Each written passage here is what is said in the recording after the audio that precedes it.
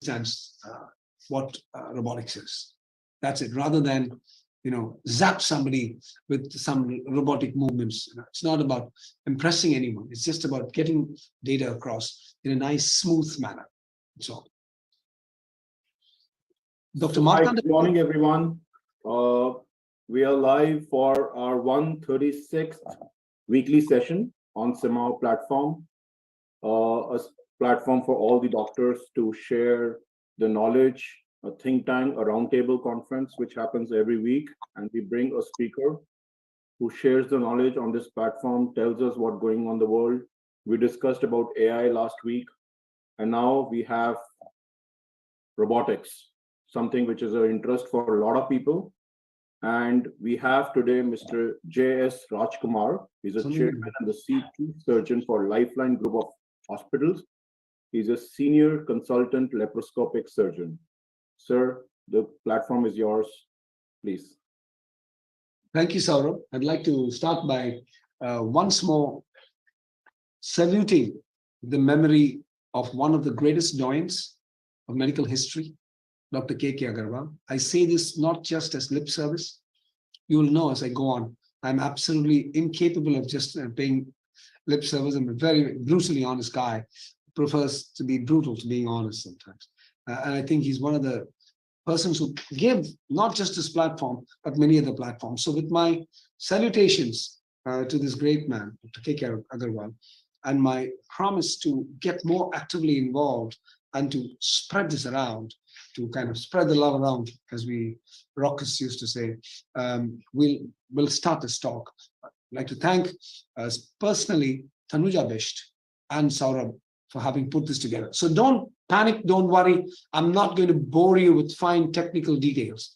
And as I tell all the students when I speak, when I come out in 20, 30 minutes, every one of you will have a much brighter idea about what we're going to talk about. And you'll be able to utilize that in your daily life some way or the other. So here we go. As it says in chapter 1, para 1 of the Rig Veda, it says, Ano batraha kritvoyantu vishvataha.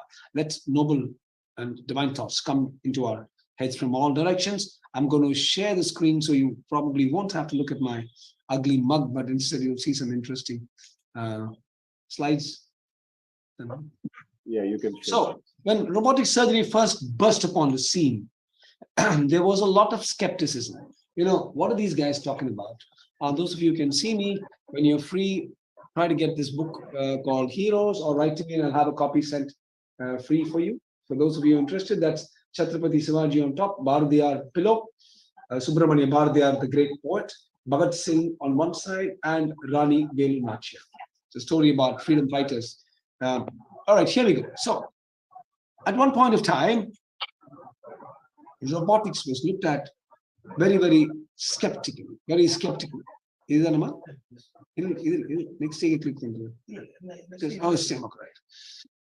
But now it's become the standard of care. It's become the standard of care in many, many areas. And it is predominantly driven, I must be honest here, by the videos the American market. The American market. Why? Like a famous American slogan, it's the economy, stupid. It's predominantly driven by the DARPA, because the first major robotic system was Da Vinci, and Da Vinci was owned by the Defense Association of the United States, the DARPA, and it was initially economy driven, but now it's becoming the standard of care. So what do we exactly mean by robotics? People have this vision about some android-like robotic, like Chitty, the robot, walking in and operating on somebody. So first thing I must tell you is that's not robotics at all. So you can see this is our entire team, and these are the, can you see, these are all the robotic arms, the robotic arms. So robotic surgery is not a robot coming and operating on your mother. It's the surgeons utilizing robotic arms to get in there, after which we use the computer to allow us to do high precision surgery. So you can see here that we are in the process of training every robot. This is a robotic, it's a shoulder, a wrist, and hands. So there's a joke saying robots don't make very good friends because they all have a chip on their shoulder. That's classic for a robot. There's a chip on the shoulder there. And you can see each one of these are what they call robotic arms going into the abdomen. And we will be able to control these robotic arms and perform surgeries. So what exactly is happening in here? So you use the mechanical arms, but these mechanical arms are controlled by the surgeons. So number one, we have master controls to manipulate the instruments. And these instruments, they translate our movements into the patient's body. So this makes use of a unique set of circuits called master slave circuit. So master and slave, it will do whatever the surgeon wants it to do. That's why they say, no, even when the robot is going to work out, it always chooses circuit training because it's all about circuits. So people always think, many of my patients, even today, will ask me, sir, I don't want your robot operating on me. I want you operating on me. And I have to tell them, boss, it's me. It's not this kind of Android. It's called Android or anthropomorphic machine that's going to operate upon you. It's going to be me. It's going to be me directing the robotic arms and making use of their advantages to get some precision. What are the advantages? You look at my hand, even the best surgeon, you can do 180, maybe 200 degrees of twisting when you have to suture. But this is a machine, you go 360, 360, 360, 3-4 times within seconds. So we are trying to make use of the mechanical disadvantages of the human wrist and fingers, translate that into high precision movements, but the brain part is ours. It's not the robots. So you can look at the history of robotic surgery, busy slide. Don't worry. I just want to tell you guys, many people say, oh, is it 2 years old? It's not. It's nearly 50. It's about 45 years old. So from 1988, when the first surgery was done in London, actually 85, biopsies, it's now at about 48 years into robotics. And it's run through the entire gamut of operations. You can see gallbladders, you can see spinal procedures, knee procedures, prostatectomies, hysterectomies. I'll soon tell you which are the best operations to be done robotically. So what are the robotic surgery systems? This is just for your general knowledge. You all know the god Zeus, the Greco-Roman god Zeus. So the Zeus system was one of the first ones that came in and then was replaced by intuitive surgical or Da Vinci. Now I'll tell you what is an intuitive movement. So when you operate normally, open surgery, if I want to catch, say, the liver or catch the spleen and move it this way, I catch my hand and move it this way. But when I do it laparoscopically, because my instrument is going in through a fulcrum, if I want to move the spleen to the right, I shift my instrument to the left because it works with a fulcrum. These are called counter-intuitive movements. With robotics, the movements are intuitive, which means you're back to open surgery. If I want to move the spleen to the right, with a robotic, I move it to the right only. I don't move it to the left like in laparoscopic surgery. It's very fascinating that intuitive movements, open surgery, got translated and changed into counterintuitive movements in laparoscopic surgery, accounting for a very sharp learning curve. It's all in the brain. It's all in this fascinating billion neuron mix that we have up there. Everything is up there. And then came once more intuitive robotic surgery, where you don't have to make that shift in your circuits here.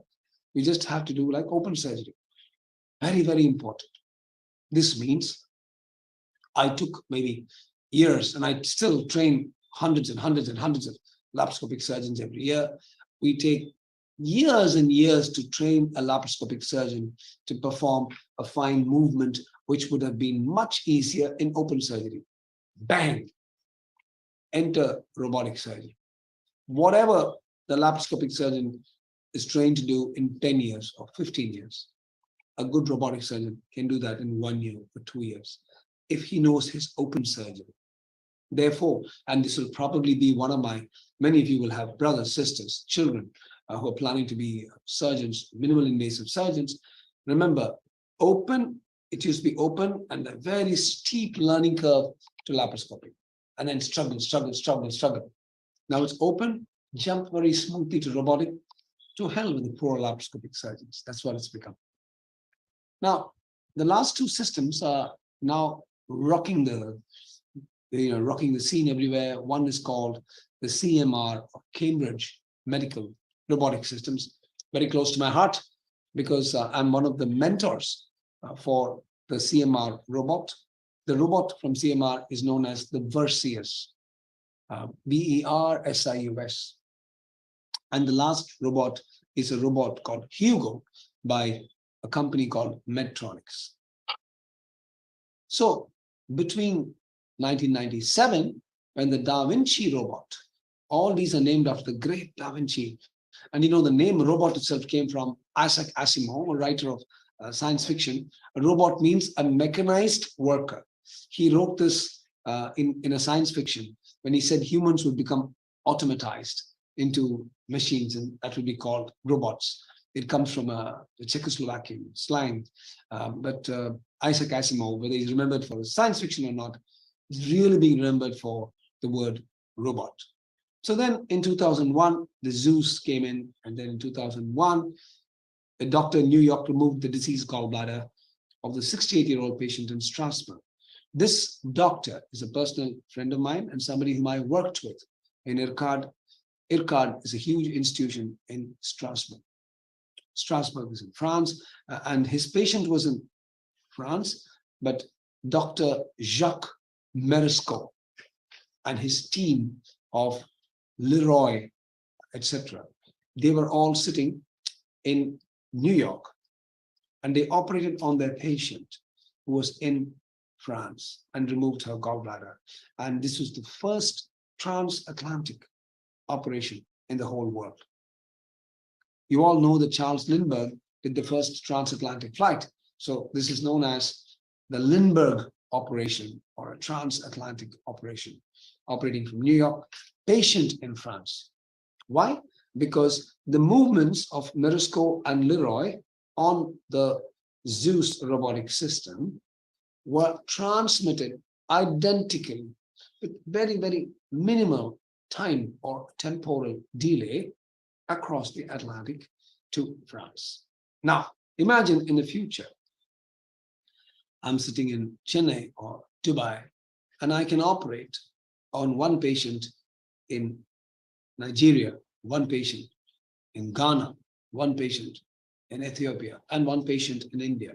All they need is that they need, just as all of us are connected today on a Zoom, and we can connect up with each other in the future. And I tell you, this is not going to happen in 50 years or 100 years.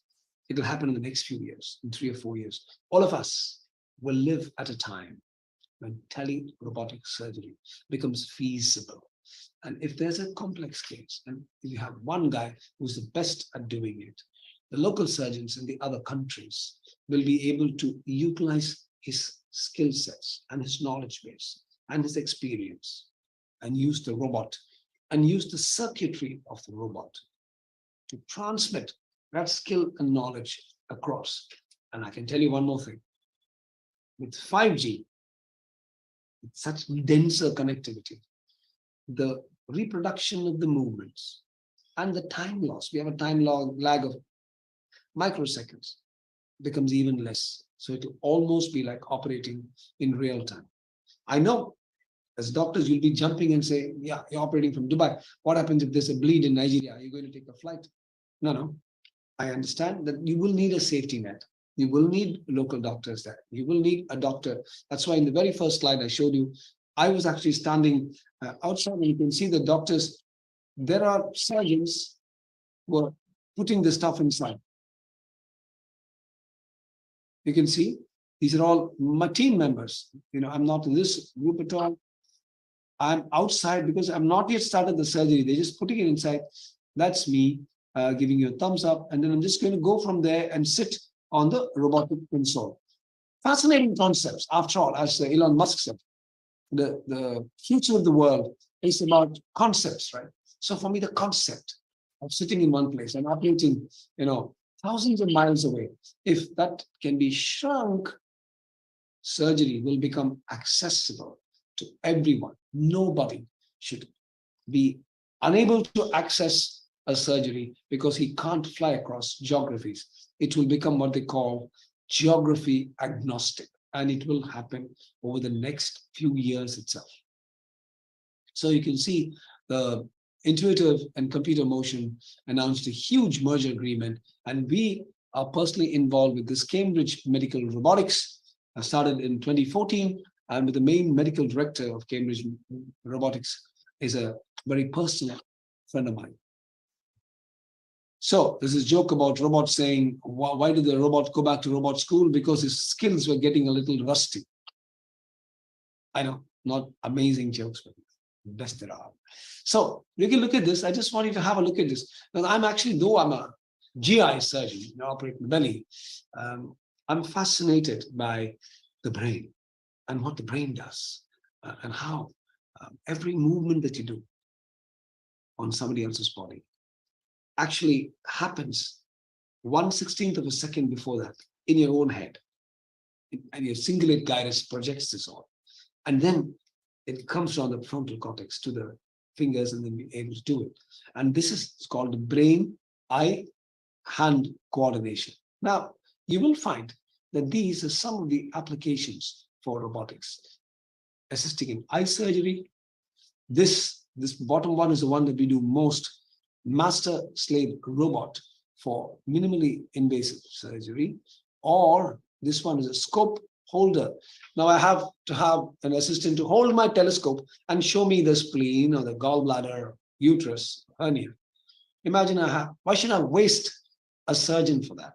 I can just have a scope holder robot. I say, for example, one of my friends called Suresh Deshpande, he from Kolhapur, he came up with this thing called Swarm. He just has his name of the robot is Swarm. Swarm, move to the right 20 degrees and the robot will do it. Swarm, move down 15 degrees. And interestingly, it works pretty well. You don't need to waste a highly trained surgeon for that.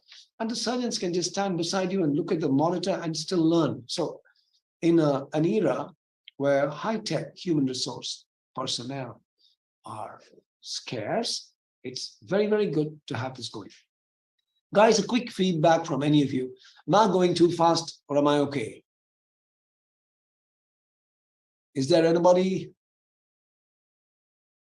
Are we all right? Okay, cheers. Thank you, Monica. All right, so we have another 15, 20 minutes that you have to tolerate my drivel. So here we go. To complete this transatlantic Lindbergh surgery was done by Zeus. I was talking to you about Jacques Meresco, 2001. I was subsequently with him in 2004 or 2005 and spent some time with him. And again in 2007.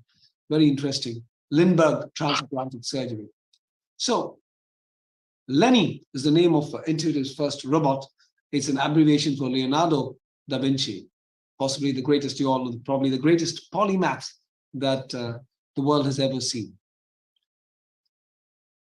So it was used for coronary artery bypass. I'm particularly happy to say that in Detroit, Michigan, the Vatikuti Institute, Vatikuti sounds like a funny name because it's from the south, it's from Kerala, Vatikuti Mohan, and he's got a lot of interests in Malaysia and Singapore too, I think.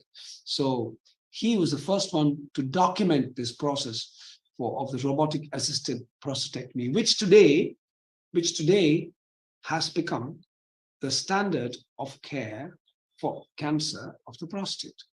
Why is that? Because you can't reach the prostate. It's, deep down. God knows it does a lot of trouble for men and women alike, but it's right deep down there. And to reach the prostate is quite difficult. With your hands, it's a blind surgery. The TURP, you only pass a telescope and knock off whichever part of the prostate is abutting into the urethra. That's all.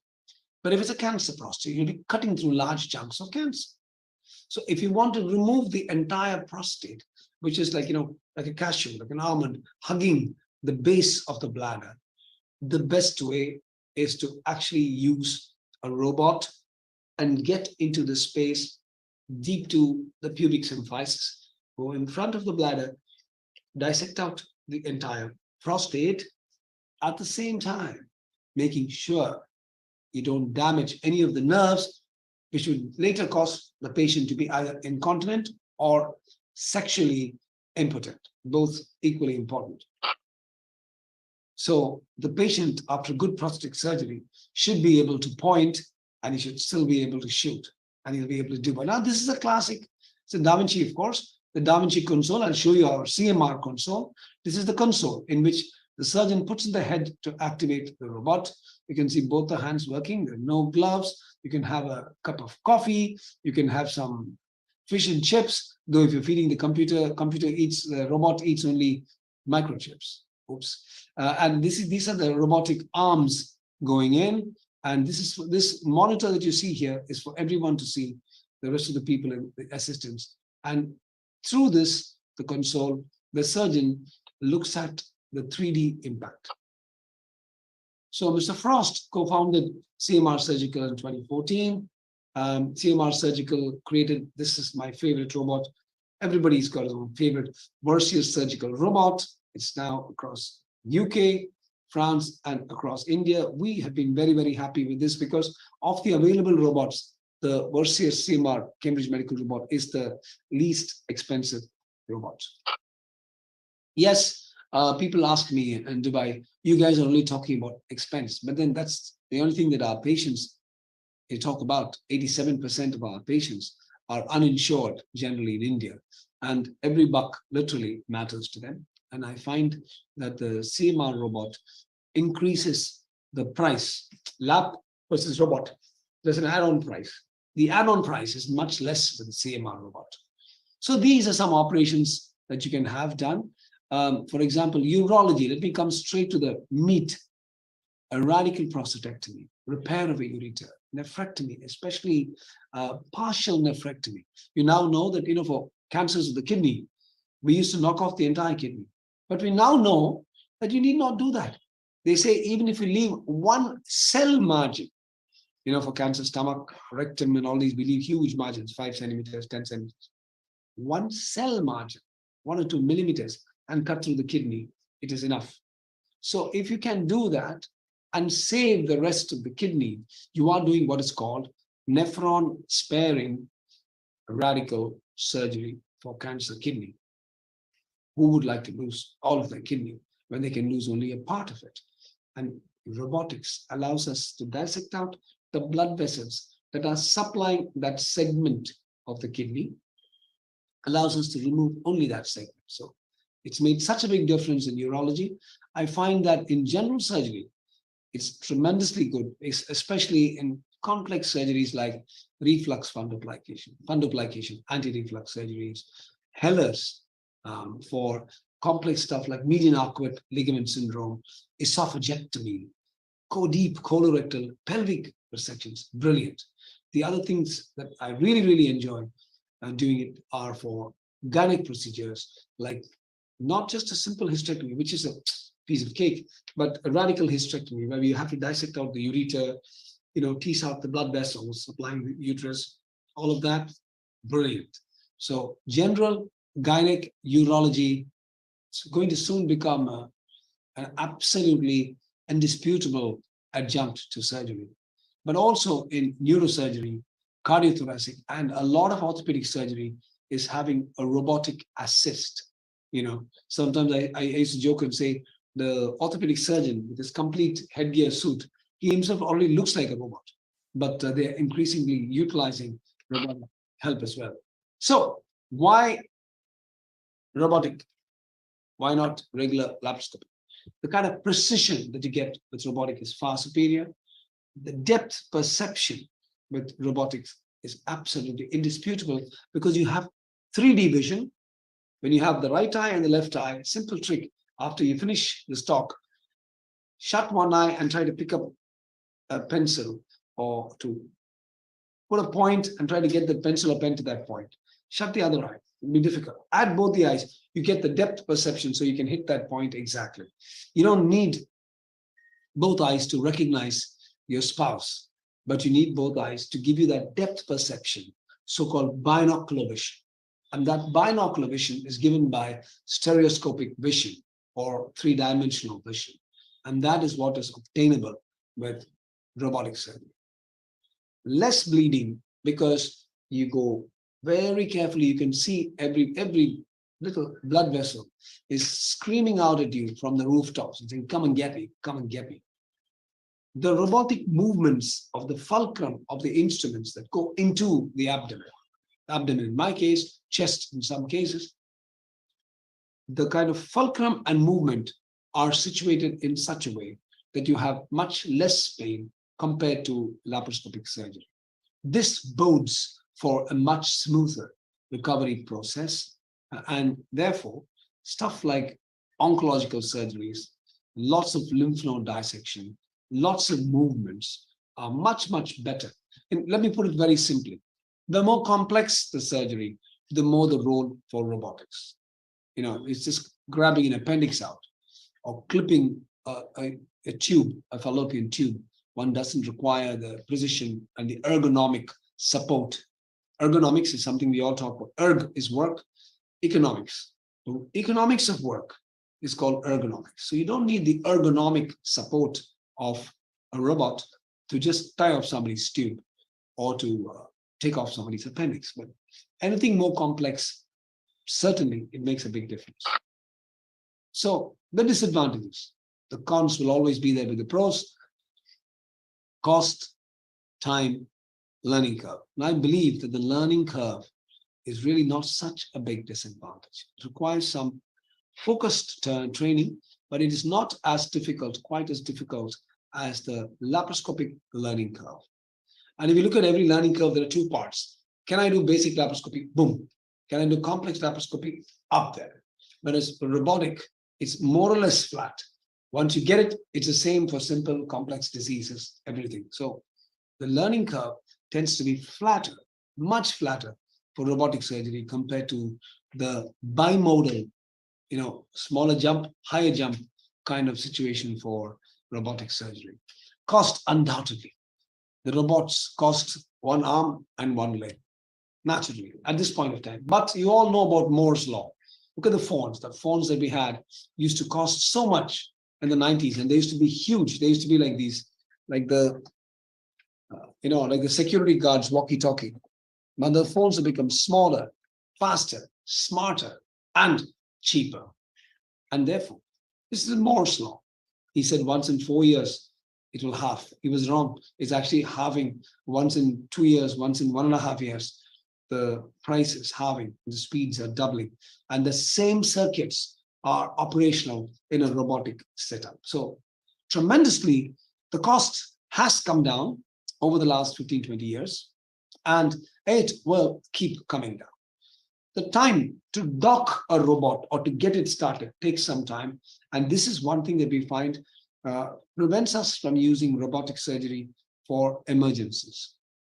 But this is a system that is a work in progress. There is constant growth, and these are robots having nerves of steel. That's why they never get scared. It's the surgeons who get scared. A few robotic surgeries, I hope it doesn't affect the softer-minded. You can see that I'm operating from the console, and you can see this is the hook that I'm using on my right side, the CMAAO robot, and it's got blue. And as I fire, you can see it will flash there, which means that diathermy is being used. And my left-hand instrument is this green robot in which I'm holding this. All the robots are color-coded. My right-hand instrument contains this bipolar forceps, and you can see how I'm doing the dissection there. This is a robotic, and that's the liver in the background. This is the gallbladder, the bread and butter of surgeons all over. And you can see that compared to, this is a standard lab instrument put in there just to hold up the GB. These are the robotic instruments. They're incredibly more complex. They have, for example, in the creation of one robotic limb, there are 55,000 parts, 55,000 joints, whereas we have only a few joints in the human shoulder. I don't think it means that the robotic engineers are wonderful. I think it means that God is so wonderful because he's made such a complex upper limb with just a few joints. Whereas to kind of, you can see a huge stone coming out from there that's being removed. So for us to recreate that is so difficult. And you can see this is the robotic suturing of a gallbladder. You can see the suturing, which is you can see how the jaws of the instrument are so much more agile. If you see laparoscopic suturing, generally tends to be very difficult. The joke is it's like tying your shoelaces using golf clubs. But you can see the number of movements that are possible when you want to do complex suturing laparoscopically. And this is one of the great advantages of robotics. And you can see how the vision is so clear. This is a 3D kind of vision, and the rest of the gallbladder is now being taken out. I won't bore you with all of that. Let's see, this is a robotic hysterectomy. This is a different robotic instrument. Scissors on the right, once more. This is the right. I'm just taking you into the mind's eye of the surgeon. It will show you which instrument you have on your right, which is on your left. Is it firing? Which one has got the diathermy or electrical connect attached to it? That's the uterus, the tubes, the ligaments, and these are being diathermized or cauterized and being removed. I'm going to show you one important step. As you take out a uterus, you can see the Foley's catheter here. One of the important steps is to disconnect the peritoneum and separate the uterus from the bladder. And you see that happening here. You see, that's the, you can see how that's the cervix or lowermost part of the uterus. Don't think it's bloody. All this together is maybe 5 cc or 3 cc of blood. The bipolar is frying everything so neatly, and that's the uterine artery that's being taken. And you can see I'm using this to cut open the entire, that's the vagina, the uterus, and the cervix that are being removed in total, so that nothing is left. And that's the uterus that's saying bye and departing from the abdomen. So this is a robotic hernia. I have just a couple more, and we're done. And all our videos scaled down from 2 hours to a minute or two, so don't worry. George Bernard Shaw said, speech has got to be like the well-worn skirt of a lady, long enough to cover the subject, but short enough to be interesting. And I'm trying the same. So that's the hook of the robot, dissecting out the space of the hernia. You can see the hernia emerging there, that gap. Can you all see that gap? You're looking at the abdominal wall of this gentleman, and that gap that you can see is the hernia, and you can see a mesh is being put in there to be fixed there to bridge that gap, as it were. And after the mesh is completely fixed and the whole area is covered, we use the robotic suturing. You can see the robotic jaws using proline or PDS to suture metal to completely close the peritoneum and to close that defect in the peritoneum. These are all difficult things to do when you're starting, but robotics allows you to do them very, very quickly. For anti-reflux surgery, you know that there's a big problem all over the world. Every single person is having reflux and heartburn. This is one of the best operations, fundoplication. That's the esophagus, that's the spleen. This is the stomach. And I'm separating the stomach from the spleen all around, freeing, that's the diaphragm, freeing the gullet from the diaphragm. And what we're going to do here, can you see this is the diaphragm? I'm using the robotic suturing to bring these two pillars of the diaphragm together behind the esophagus. This is a hiatus hernia repair, essentially. And then after the hernia is repaired, we bring the stomach from that side, bring it across to this side, and stitch it in such a way that it acts as a wrap around the lower esophagus. You can see that's the stomach itself is being freed from the stomach, brought across from the spleen, brought across to this side, and wrapped and tightened around. This is a bariatric surgery being done robotically. bariatrics is big everywhere, and people are constantly working on newer applications of robotic surgery. So this is one of the things where we're now doing bariatric surgery, especially the complex bariatric surgery is being done robotically, because it involves stitching things, and if they leak with these huge patients, it's a disaster. So that's robotic bariatric surgery. And you can see the staplers going in place to divide the stomach and make this huge pot of a stomach into a narrow sleeve. You can see the patient is only going to be left with this amount of stomach. The rest of the stomach is basically giving him a teenager's kind of stomach, teenage girl's stomach at least. And we're doing the stitching again. So that's robotic bariatric. This is some of the stuff we found, for example, that after COVID-19, there was a huge impact on bariatric surgery. We participated in this study across the country. Now, this is one of our original papers. I'm going to finish up with this. Many of your patients will have abdominal pain, vomiting after food, and they will just be called nutters. Actually, what they have is probably this median arcuate ligament syndrome, which causes compression of the celiac artery. It's a condition that causes severe discomfort, pain, and you have to do what's called division of that ligament and also do what's called a celiac ganglionectomy. And this was our original article in the Saudi Journal of Laparoscopy. So the future of robotic surgery is that now we're having better and better energy devices, staplers to divide. It all makes, like it says in the movie 3 Idiots, machines are made to make men's lives easier, not to make them more difficult. So staplers to divide and suture tissues. Haptic feedback, which means you start getting a feel about when you touch the tissues. And last but not least, nanorobots. I'll tell you what a nanorobot is. It's a tiny robot. If you want to remove the gallbladder, you just put it there and hold the gallbladder, and the little robot will completely separate the gallbladder from the liver. Concepts, but life is about concepts. So you can see this autoclavable haptic sensor to give you a feel of touch in 9 medical fields. It's got 24 plus applications. Haptics means the sense of touching the tissues and knowing what's wrong with them. And one of the major complaints people tell me, who can see this transcript? Anyone can see the transcript. I'm completely open. I can send the whole, my life is an open book, and I'm very happy to send the entire presentation to anybody who wants it. These are the nanorobots, diagnosis, testing, gene therapy. I mean, the kind of things that you can do, you can send little nanorobots into the blood.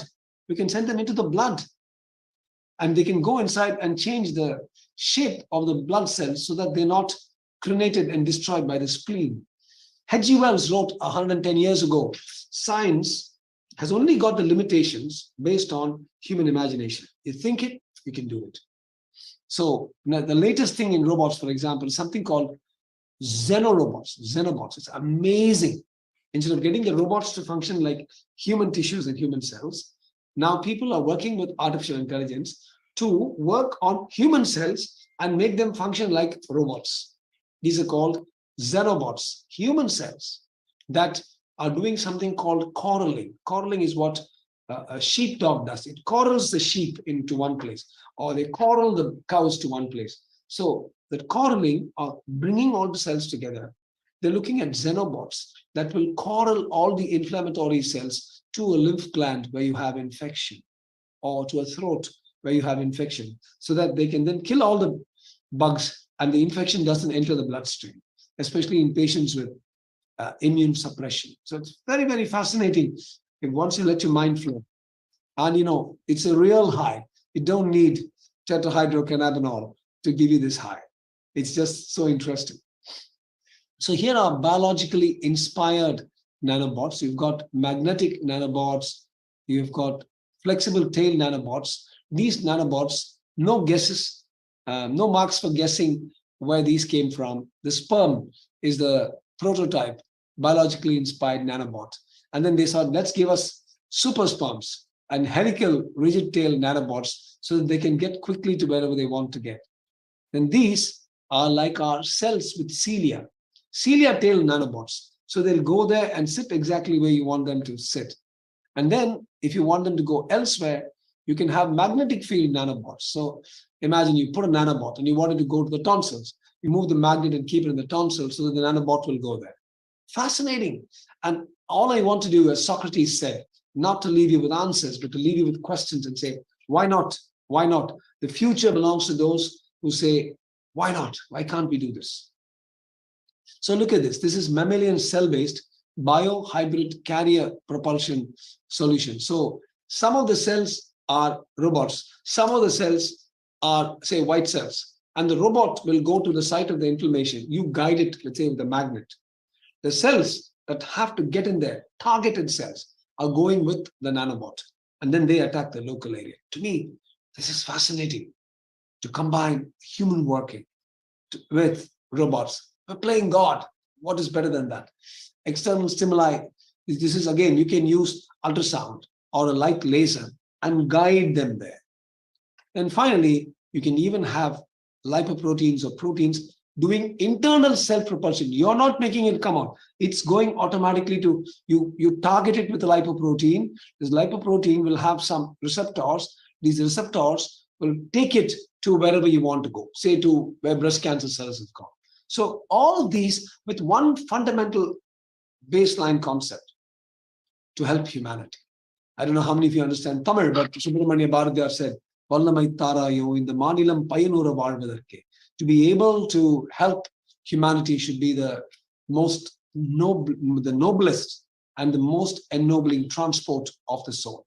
So to finish up, the current thinking is think laparoscopically, but do robotically, and the possibilities are numerous. So from skepticism, when I started laparoscopic surgery, nobody would ask me, is my patient going to get better? They would only say, why don't you just cut open the gallbladder? It's all expensive stuff, this new stuff.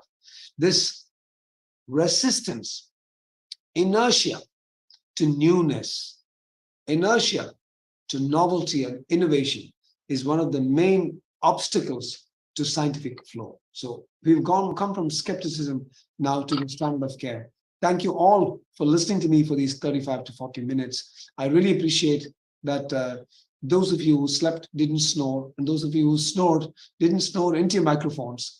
I'm very, very happy to take a few questions if Saurabhji feels we've got time. Thank you, guys. Jai Hind.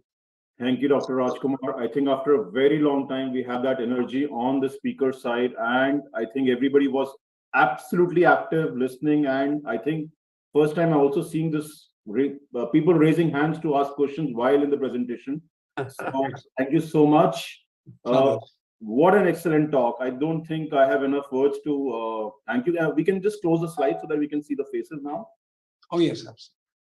So we have our chair and we have a president for CMAAO over here.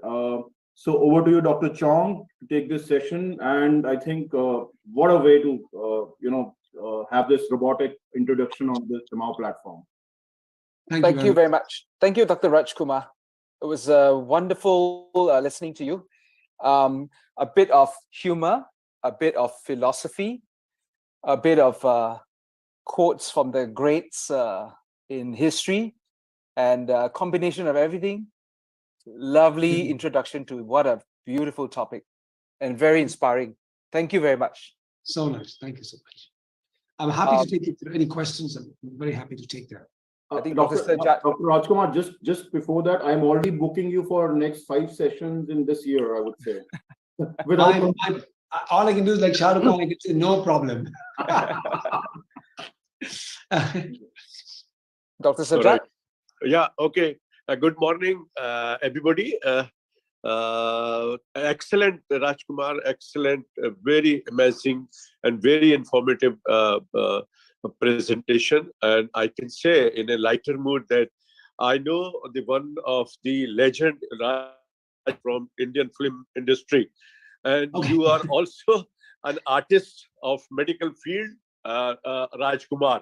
So So fantastic presentation, and I am an ENT surgeon.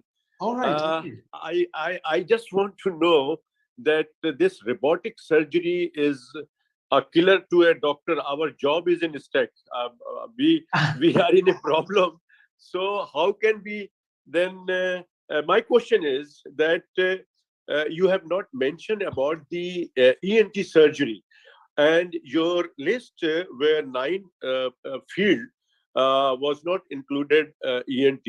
Number one. Number two, uh, are you have any experience of doing the ENT surgery successfully through this robotic procedure? Number one. Number two, for my knowledge, that we do surgery like neck dissection, we feel the glands, we feel the nerves, and we identify the nerves. Oh, this is not vessel, this is nerve, this is artery, this is something. So, how can we go in a surgery through robotic? How can we recognize the nerve, which is very, very important in our field? So, we like the parotid surgery. We are very much concerned about the facial nerve. So how can we recognize and save the facial nerve like in parotid surgery or submandibular gland or neck surgery to avoid to save the nerve? So this is my question. And what is the you said about the future? How can you say that in Asia, particularly in Asia, like India and Pakistan, the people are very much concerned about their surgeons. Who is our surgeon? And say, Doctor Saab, you will do the surgery, or you will do okay. Then they're satisfied. So, do you think in our society, the people will believe that we are going a surgery through a machine or through a remote? So, what is the future in this concern? Achi Sawal, sir. Very good question. Thank you very much. Very relevant question. Two parts. One, are we going to put people out of work? I mean, later today, I have some political inclinations as well. Later today, there's some news discussion about there's a new knitting machine come where you just completely knocks off the workers. You just have to, it's a software program. You put the material inside and you say, I want a jacket like this. There's no stitching. You just get the complete jacket, the pockets, there's no seam, no stitching. But we have 4.5 crore people in India in the garment industry. It's 45 million people in the garment industry. You have to think what's going to happen to them. There'll be all these women stitching and all these all out.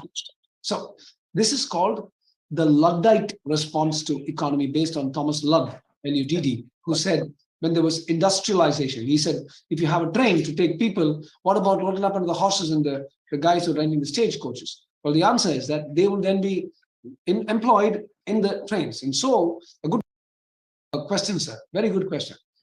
The robots will always need the surgeons to sit and guide them. So you have to tell your patient, this is what the same question my patients ask me. And I tell them, don't worry. It is computer assisted or navigated surgery. And we just use the word robot. You have to downplay that robot and say, I'm going to be operating, not some mythical, C3PO. It's not going to operate on you. It's me who's going to be operating on you. So that's question number one. Your second question was in ENT. Very good question, sir. So generally, for very, very superficial things, we tend not to use robotic surgery. I have published work. I have 114 publications, and I've published work on complex, innovative, minimal invasive surgery for ENT. For example, I do all the thyroids through the mouth.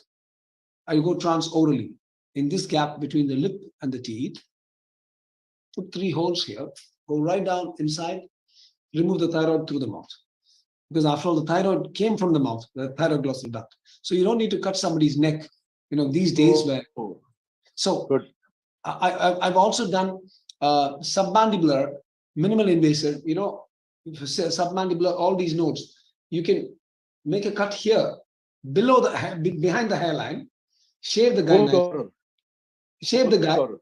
make 3 or 4 holes there, and you can come from there all the way here and take out submandibular. nerves and blood vessels are humongously magnified, sir. Every nerve will look like a rope, and every artery will look like the aorta because of the magnification and the 3D.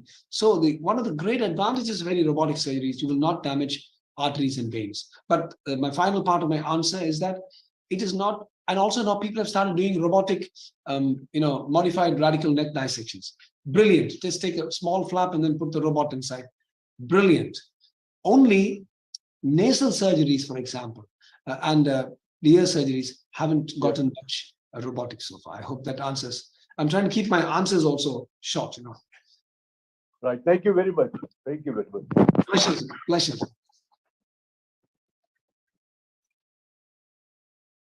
Ravi, Dr. Ravi. Thank you, Dr. Chow. Dr. Rajkumar, this is an excellent, enlightening presentation. In fact, you have cleared many things in my mind, Yes. But saying that, I saw in your presentation, CABG, how many, what's the percentage of them using robotic surgery today? Maybe we talk about India and Asia, Southeast Asia. We don't talk about the US or Europe. What is the percentage, and what is the success rate?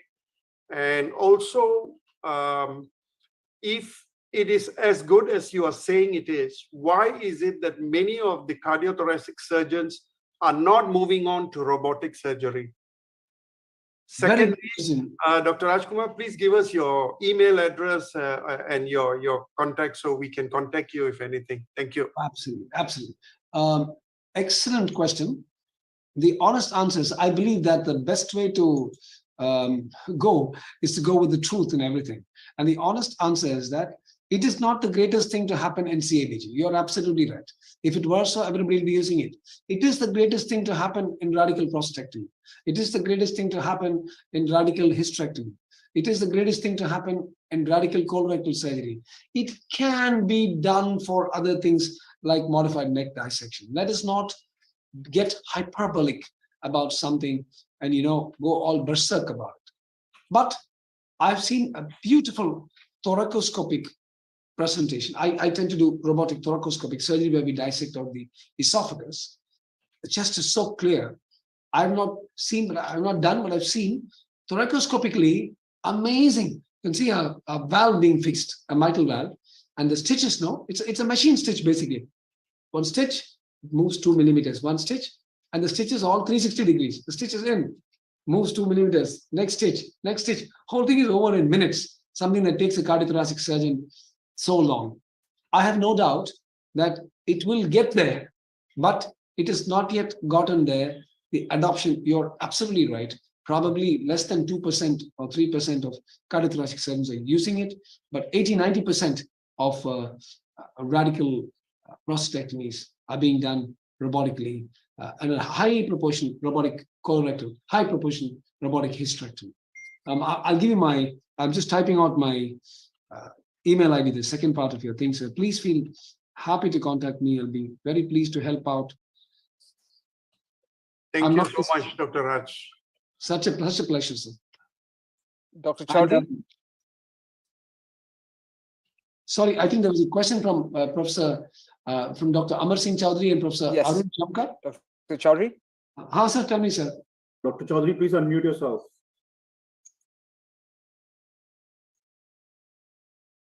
Dr. Chaudhary, can you please unmute yourself and ask a question? Sir, jungle mein more not chale, sir. We can't. More किसने देखा? कैसे देख सकते, sir? Hey, sir, Dr. Chaudhary, can you unmute yourself? You're muted. सुन नहीं सकते, sir. Chaudhary, sir.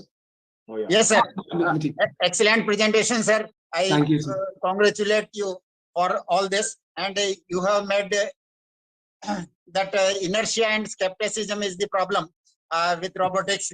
I really appreciate. It was so in laparoscopic surgery 30 years back in our place.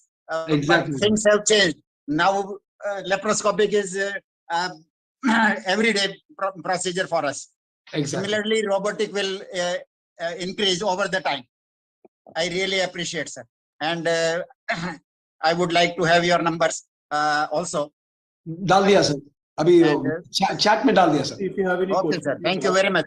But Congratulations. Saurabh bhai, Tanuja ji, all of them are Yeah, constantly in touch with me. So Absolutely. just in case I'm stuck in some long study, the IJCP is like family with me. Thank you. And Professor Jamkar? Yes, Dr. Jamkar. Thank you, Dr. Rajkumar. I think it was a wonderful presentation. I just want to support you because I think in this audience, I am the only surgeon who understands the limitations of open surgery. I had been doing all these laparoscopic surgery and robotic surgery. In fact, we have been doing robotic even thyroid surgery.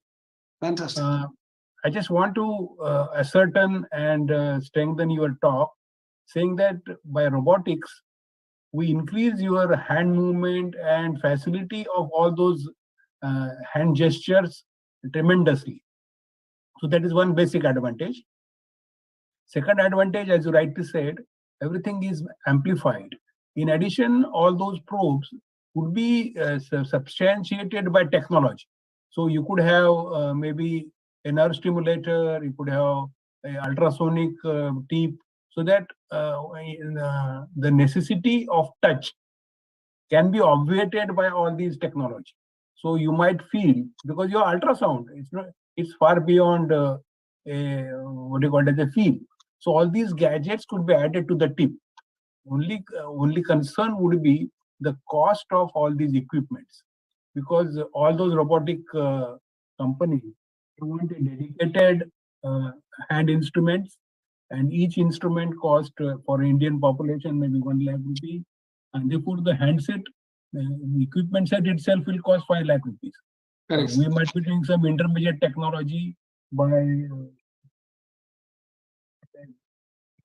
second patient on same table or something like that, but that is nonsense. But I think we need to have, for at least Indian population, what do you call it, substitution for all these hand equipment, so that the cost of robotics. Thank you. Nice point, sir. Excellent point by Professor Jamkar. Excellent point. So to complete that point, when we do transoral, for example, sir, we have this long, it's like a hook nerve stimulator. It's beautiful. It's connected to the patient's endotracheal tube, and when you just touch the nerve, you can actually touch the recurrent nerve with that, and you can feel, because it causes contraction, you can feel the muscle contraction in the ETT. So you know that you're not hitting it. You avoid it and keep going. And wherever you cut should be a place. You use the nerve stimulator, no response, you cut that. Very valid point. In addition, you could have a sensor put in endotracheal tube. That's what. Even if there is a small change, there will be pressure change. Exactly. Sensor, and which is not even possible by open surgery. I think exactly this is the basic advantage. So I just want to add one more point, very important for all of us. They say it is not the tool that's being held by the fool, but the fool who's holding the tool that matters. So at the end of the day, you can have a robot and you can puncture the aorta or the iliac artery. I think we have to, there's no substitution for good standard surgical technique in anatomy. Yes. Now, in addition, in recent advances, when the D1C robot came, it was occupying so much of space that you need to have one operation theater dedicated for robotic surgery. Now, if you see the new generation, you have multiple hands, and those could be moved out, and then same operation theater could be used for robotic surgery. And similarly, we'll get more and more advantages, more and more advances. Maybe next time you could have a suitcase-based model for robotic surgery. So I think then. Good point. Like the cell phones getting smaller and smaller. Yes, absolutely. Yeah. Excellent. Very So, good. by the way, Dr. Jamkar was a person who gave the artificial intelligence talk last week. So he's the same person. Oh, I see. If you don't mind, I would like to, if you could send me I will do that. His talk, Jamkar's. I would like to run through the AI. Yeah, I will connect you both. Because that whole thing would be added with an AI. What we are planning in my company is to create a Google map-like picture for doing a laparoscopic surgery. Fabulous. The moment you put your trocar in, it can be given in a homing thing, and then the trocar would be with all ultrasound and everything, and you will have multiple images available, how we travel, and then you could say trocar go to liver, and then the trocar will go to the liver, and then equipment will follow.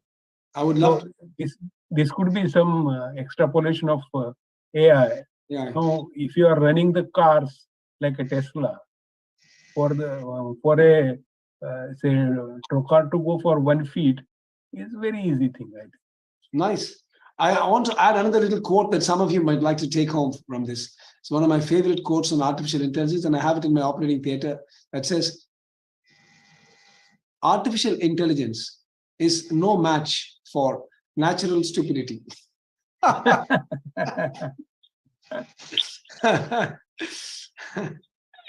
Great. But only thing is, it's at the end a computer. And if you make mistakes in input, it can create a disaster. Garbage in, garbage out, yes. But then that disaster, anybody can make. There is no question. Absolutely. Lovely. Great. It's been fantastic interacting with all of you, really. Thank you, Dr. Rajkumar.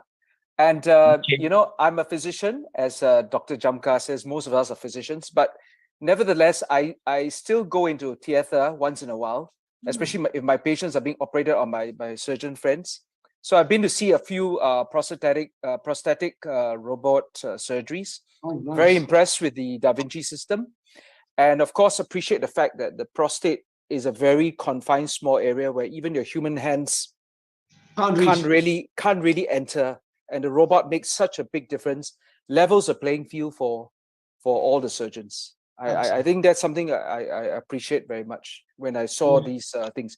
And as a physician, actually, it's good to go into a theater once in a while, because we used to go in there when we were young doctors, and now after many years, we haven't been in there. And the amount of technological advances is actually quite astounding. So I saw your nerve stimulator in place when I went to see a thyroidectomy. Right. And so on. Yeah, so it's really quite an eye-opener to go back into the theater at this time, you know, and see how different things are compared to 20 years ago. So yeah, that's one of the things I really appreciated. And so, may I? Yes, Dr. Was it? President, yes.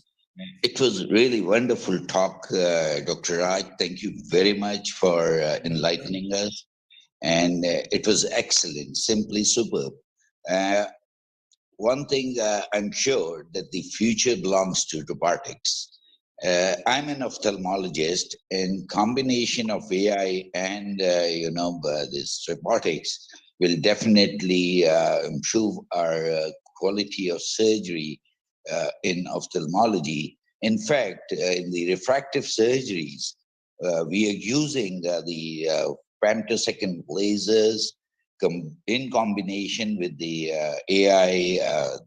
Everything is being calculated through the computers, and then the incisions and all that is made through the machine.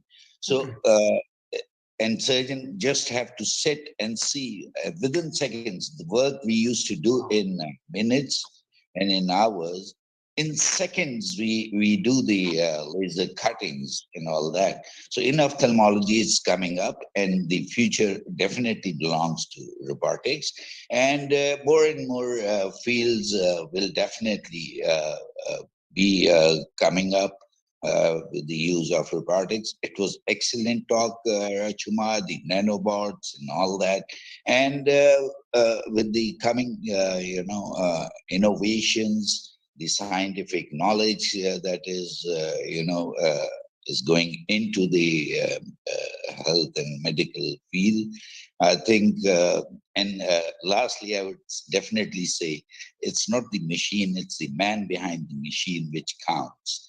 And Rajkumar, you have very, elaboratively, enlightened us. Thank you very much, Raj. Thank you very, very much, sir. Can I add one statement, Dr. Rajkumar? Certainly, sir. I'm at present working with robotics in knee replacement. And it has made life so easy that you could create a 3D model of the prosthesis. And we have 3D printers available, and we get that prosthesis available, which is light and porous. And once you map whatever area of the bone needs to be removed, the robotic arm doesn't let you go outside at all. So it's not a complete robotic, it's a robotic arm. And I think it doesn't make you mistakes, and you are fast. So one of my friend who does this, all Dr. Narendra Vaidya, so instead of operating on 5 TKR per day, he does 15 TKR per day. And they are perfect. The next day, the patient is able to walk. So I think robotic assistance for surgery is creating miracle. Fabulous. I'd like to come and have a look. Where are you, sir, in India? Pune. Pune. Sir. I will come once. Where are you? I'm in, I work out of Chennai, Dubai, but I'm really Musafir home here. So I will come. So, Monica, do you have any comments, or I think otherwise we will, in the interest of time, I think there is a robotic surgery planned for Dr. Rajkumar after this session. Yes. Agarwal? I would like to continue. I would like to continue the Zoom meeting and see the actual surgery. I would not mind. We can actually organize some of these as live surgeries as well. We can work on that and can do that. Yeah. Oh, that's awesome.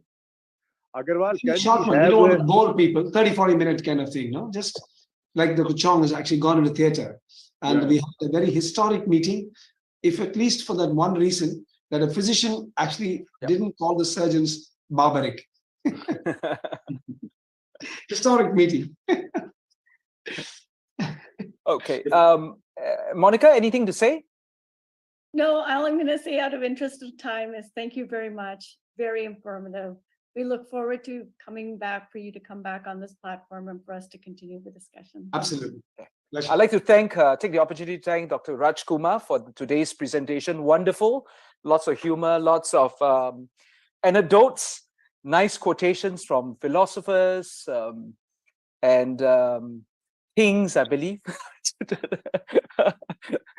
and religious figures throughout the decades the millennia. And so we had a wonderful time, and really a great introduction to a topic that's right on the cutting edge of and the frontiers of science and medicine. Thank you very much. And we look forward to hearing from you again. Thank you. Thank you very much. Thank you, Dr. Rajkumar. Thank you. Thank you, Thank everyone. you. It's been fantastic. You guys have been a great audience. Fantastic audience. God bless you. Thank you. Bye-bye. And bye-bye. Thank you, Thank you.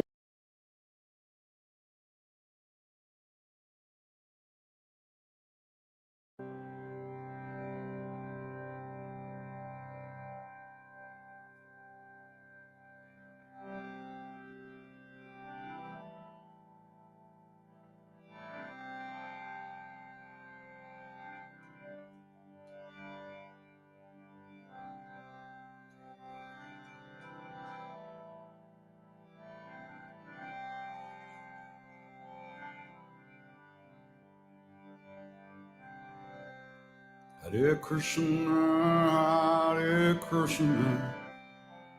Krishna Krishna, Hare Hare, Hare Rama, Hare Rama, Rama Rama, Hare Hare, Hare Krishna.